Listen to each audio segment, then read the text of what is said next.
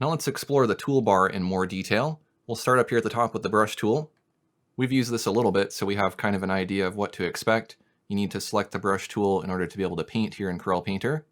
When you select a tool in the toolbar, you're going to get different properties up in the properties bar. So with the brush tool selected right now, the properties for the brush tool are reset tool, and that will reset the brush. So for example, if I change the opacity and the size and the grain, then I get kind of a different brush. And if I wanted to reset this brush to its default, then I click on Reset Tool and it will reset all these properties. Next to that, I have freehand strokes and straight line strokes. Now right now I can paint with freehand strokes, so I can paint in any direction I want. But if I choose straight line strokes, I can tap and tap and tap to create straight lines like so.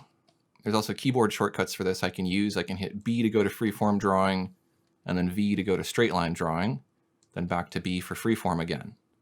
There are also properties for size, opacity, and grain. We've already looked at size and opacity, so we know what those can do. Depending on the brush you have selected, you may have additional properties. So these are kind of universal properties that will apply to pretty much every brush in Corel Painter.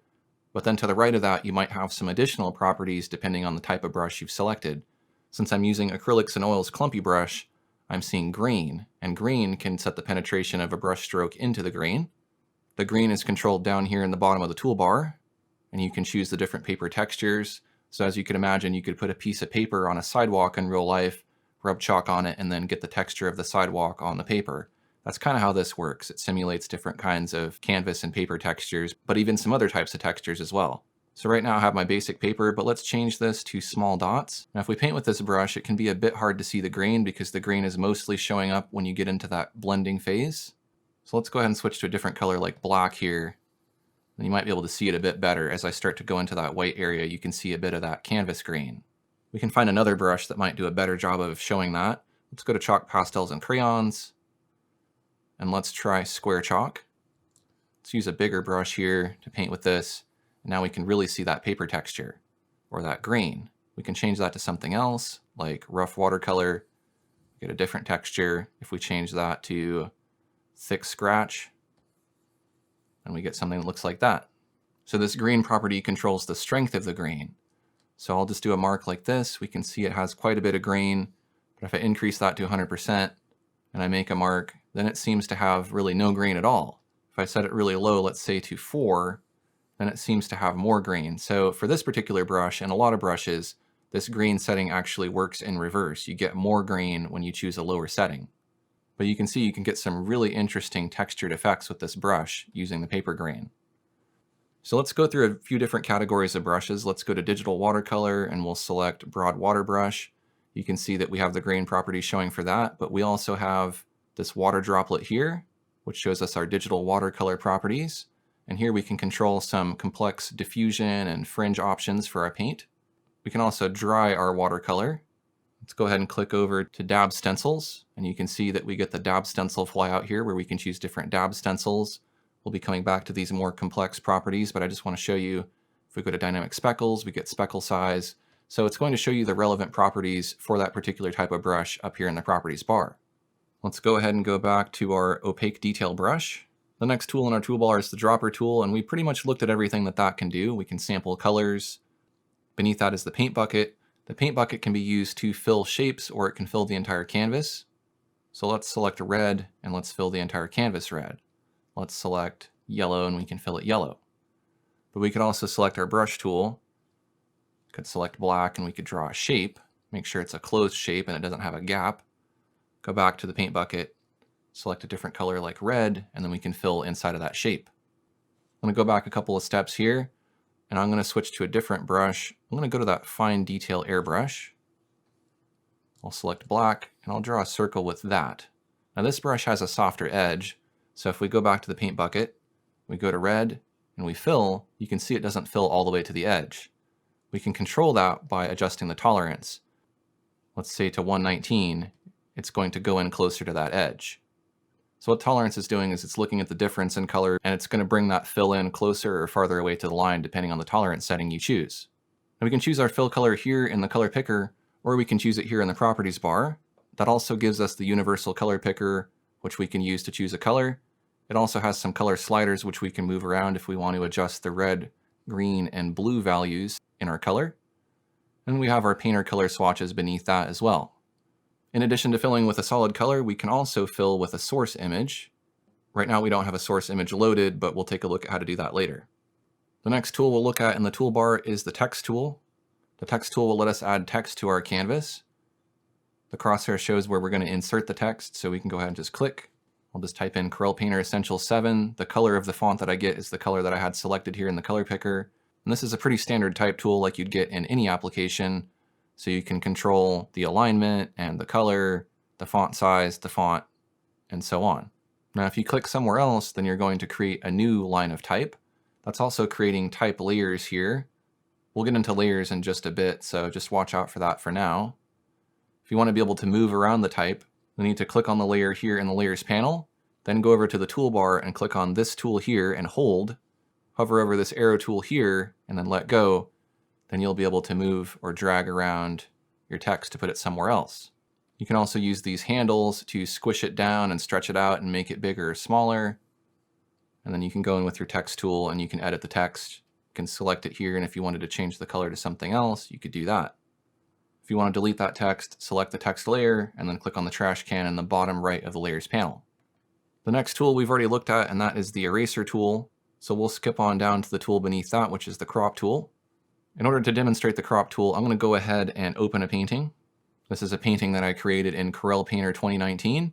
So I'm going to go ahead and select the Crop tool, and we can drag a box to create a crop. Then we can drag the edges of that crop to reshape it. We can drag the top, bottom, left, and right edges or the corners. And we can even drag the box itself around. So let's say I wanted to crop it right here. Up in the Properties bar, I'll click on the check to commit the crop. And now we've cropped that canvas. That's essentially throwing away that information that we cropped out. So you would want to make sure that if you're cropping something that you don't want to keep cropped, that you go to File and then choose Save As and save a copy of the cropped version. You can also do an undo to undo that crop. Let's try adding fixed proportions. And when we do that, we can choose a ratio. So if we wanted a 1:1 ratio to create a square, we could do that. So now no matter what, I'm going to get a square crop. We could go ahead and crop that in a square. And do an undo. We could have a 2:1 ratio, and then when we make a crop, we have something that's more panoramic like this. If we want to disable fixed proportions, then we just uncheck that box. The next tool beneath that is this arrow tool, but there's also subtools beneath it, so we have all these different tools kind of packed into one area. So let's go ahead and start with the default one, which is the rectangular marquee. I'm going to go back to my test document here, and I'm going to draw a rectangle. This creates a rectangular selection, and a selection can be used to select an area and manipulate it, or you can use the selection to trap your paint within a certain area, kind of like a stencil. So let's do that. Let's select the paint bucket. I'll go ahead and just click within the selection to fill it with black. Now I can select the rectangular marquee tool again, and if I happen to have a selection already active, I can drag that selection around to move it if I want to, or if I want to deselect that selection, up in the Properties bar, I can click on Clear Selection, or I could hit Control-D on my keyboard. That clears that selection, and now I can make a new one. So I'll go ahead and select a selection within my black box here. I could hit Backspace to delete those pixels within that selection. And if I keep drawing selections, it's just going to replace the previous selection with a new one. Unless I click on Add to Selection here in the Properties bar, now I can make multiple selections at once. Let's say select yellow. Instead of using the paint bucket, I'm going to hit Control F on my keyboard to enter the fill command. That does basically the same thing. We can fill with current color. We can choose a color here or over here, and we can choose the opacity as well. We'll click on OK, and then Control D to deselect that selection. Now just as well, you could draw a selection, and then you could have it subtract from the selection, so I can poke holes in my selection like this. If we wanted to create some modern art, I could select blue, fill with that, deselect with Control D, and now we have our nice abstract art. With the selection tool active, we also can access all of the other selection tools, such as the oval selection, which creates a circle or elliptical selection. Since we have subtract from selection active, we can't create a new selection, so we need to go ahead and change that. Let's change that to new selection. Now we can erase from that selection using an ellipse. We can also draw a freeform selection using the Lasso tool. So I could select an area like that. If we go back to the toolbar and we look under those selection tools, there's also another selection tool here called the magic wand. We can use that to select areas of the same color. So for example, I could click on the blue, or I could click on the yellow to select the yellow, or the black to select the black, or I could even select the white from the background. So it's selecting colors that are similar to each other. Just like with the paint bucket, we can control the tolerance of that selection. So if I go back to my paintbrush, I go back to oils and acrylics, I choose clumpy brush, and I put down some blue paint like this and kind of have it fade out. When I go back to my magic wand, if I click here on the darker blue, then it's going to get this range of colors here, but it's not getting all of my blue paint. But if I increase that tolerance, and I try clicking again, then it's getting that whole range of blues. If I lower it a bit, and I click on it, then I might not get as much of that range. Just as well, I can add to my selection and subtract from my selection using the magic wand. If we tap and hold on the magic wand, we also have the selection adjuster.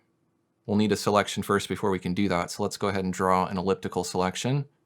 Then we'll go back to the selection adjuster, and we can use this to transform a selection and make it bigger or smaller or move it around. If you hold down Control on your keyboard, you can also rotate it by holding on the corner here, and you can manipulate your selection that way. I'll deselect my active selection with Control D. Now the next option we have here is Transform. When we select that, we can transform our entire layer here. So in this case, that's our canvas plus the paint on it. You can drag from the corners here to make this bigger or smaller. You can hold down Control to rotate it. You even have some different modes you can choose from up here in the Properties bar. Right now we're in Move, and that means we can move it around. But we can also scale it if we want to only be able to scale this larger or smaller. We can go to Rotate mode if we want to just be able to rotate it. We can also go to Skew. That lets us drag the top, bottom, left, and right to skew it or stretch it. We can go to Distort. That lets us drag the corner points to distort them if we wanted to create kind of a perspective effect or fit this onto like a billboard or the side of a wall. We can commit that transformation to apply it, or we can cancel it. I'm going to commit it. And there we've transformed our paint. We can do an undo to bring that back. And we can go back to transformation again and transform it some more if we like. There's also perspective distortion, and you can use that to automatically put things into perspective. I'm going to go ahead and go back to rotate. We can also change the reference point by dragging this center target, and we could put it right here on the corner. Now if we rotate, we're rotating from that axis there, as if we put a nail in it or something. We can reset that reference point to put it back on the center. We can also toggle between transforming and adjusting the layer, so we can commit to that transformation. We won't be able to move the layer around because it's not a separate layer, but if we did have a separate layer, then we could use the arrow tool for that. And then we have Reset Tool, which means that we can just reset the transformation tool to its default. So now let's start to talk a little bit about layers, because layers are extremely useful. Layers are a way to stack paint or objects on top of each other so that some objects can be closer to you and farther away. We're going to cover layers in more detail a little bit later, but for now I just want to give you an introduction to them. So down in the Layers panel, we can create a new layer. That creates a new layer above the previously selected layer. That layer has a transparent background, so if I select black and I paint, then I can go to my Layer Adjuster tool here. If I move that layer around, you can see that it's independent from the canvas. This other stroke is kind of just fixed to the canvas, so you can imagine that this is a brush stroke that you could pick up and move anywhere you want. You could also transform it if you want to. You can go into the transformation mode, you can make it bigger or smaller, you can rotate it, and so on. Let's create another layer here in the Layers panel. Let's make a red stroke. And we can go back to the Layer Adjuster, we can move that around. If we want to, we can turn on Auto Select Layer, and then whenever we click on a layer, it automatically selects it, rather than having to click on it here in the Layers panel to move it around. If you have a lot of layers stacked on top of each other, this might get a little bit confusing because you'll always be selecting the topmost layer. For example, if I put this here and I click, I'm only going to get the red. I won't be able to get the black unless I click off of the red. So this may not be the option that you want. You may just want to choose right here in the Layers panel specifically which layer you want to manipulate. The next tool in the toolbar is the Rubber Stamp tool, but beneath that there is also the Dodge tool and the Burn tool. Let's go ahead and start with the Rubber Stamp. Now the way the Rubber Stamp works is you can hold down Alt and you can target an area, let's say right here, and then wherever you paint you're going to clone or copy that area. So I'm just painting down here and you can see where my target is, it's teleporting the paint from here to over here. So if you wanted to duplicate something in an image, you could do that. Or if you wanted to take something out of an image, you could do that. For example, I could sample here, and then I'm essentially kind of removing that part of the black line. I'm going to open another example painting here, and let's take a look at the dodge and burn tools. Let's select dodge. Now dodge is just going to make things lighter wherever you paint. So if I'm painting in the hair here, I can lighten the hair. If I wanted to lighten one of the shadows on the eyes, I could do that. Now this might be more useful for photo retouching, not necessarily for painting, but you could use it for painting. You do have some control over the size of the brush and the opacity here, and you can also alternate between the dodge and burn tools up here. So I'll select burn from the properties bar. Burn does the opposite, it just makes things darker. So it's kind of like a shadow brush, whereas dodge is kind of like a highlight brush. I'm going to return to my demonstration canvas here, and let's move on to the next tool, and that is mirror painting. There's also Kaleidoscope mode hiding underneath that, but let's start with mirror painting. I'm going to select my opaque acrylic brush. I'm going to select black. And when I paint on one side of the canvas, it gets mirrored to the other side, so I can create a bat like this if I want to. We can move that symmetry plane around by clicking on the mirror tool, and we can drag this line here, and we could have the symmetry start over here. We'll go back to my brush tool with B, and as you can see, it's mirroring over there. Back to my mirror painting mode. We can turn mirror when painting off to disable it and turn it back on. We can also change our plane to a horizontal plane or a vertical plane, or any combination of both. So now if I draw, I'm getting kind of a mandala effect here. And we can change the color of those guides as well if we want them to be a different color. They can be red. And we can also do Kaleidoscope mode, which gives us even more control over creating a mandala effect. We can choose the number of segments. Right now I have 3 segments. So if I paint with this brush, I'm getting something like this. But I could increase that number of segments, let's say to 4. And now I get a different pattern. We can choose segments all the way up to 12. So we can get some pretty interesting results with this brush. If we want to disable that, we can do that, and now we can see what our painting looks like. The tools beneath that are navigation tools that we already looked at. We know how to use the grabber and the magnifier and the rotate page tool, so we won't go over those again.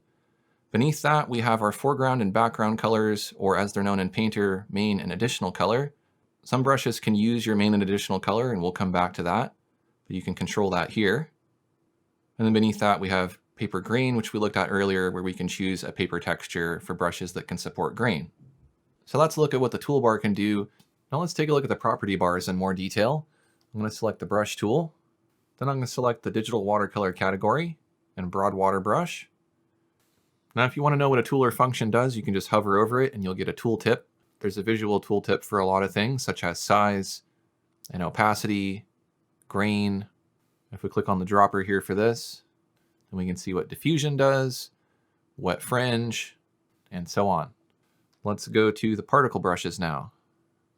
If we hover over glow, we can see what glow does.